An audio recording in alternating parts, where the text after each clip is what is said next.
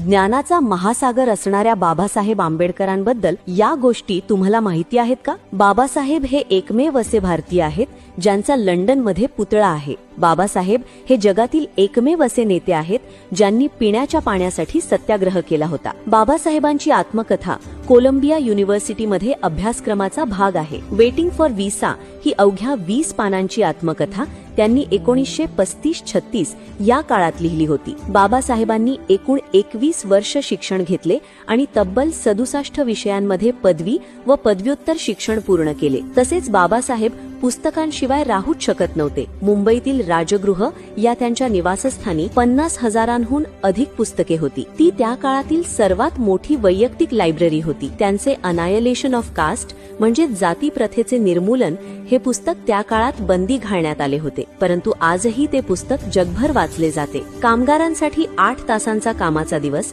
गर्भाधारणेदरम्यान पगारी रजा असे अनेक महत्वाचे कायदे अस्तित्वात आणणारे बाबासाहेब होते. परंतु इतके सर्व करूनही त्यांना हयात असताना सरकारकडून एकही मोठा पुरस्कार देण्यात आला नाही आणि मृत्यूनंतर 40 वर्षांनी त्यांना भारतरत्न हा सर्वोच्च सन्मान देण्यात आला. ज्यांनी पाण्यासाठी लढा दिला, पुस्तकांना शस्त्र बनवले आणि संविधानातून कोट्यावधी लोकांना माणूस म्हणून उभे केले ते म्हणजे डॉक्टर बाबासाहेब आंबेडकर.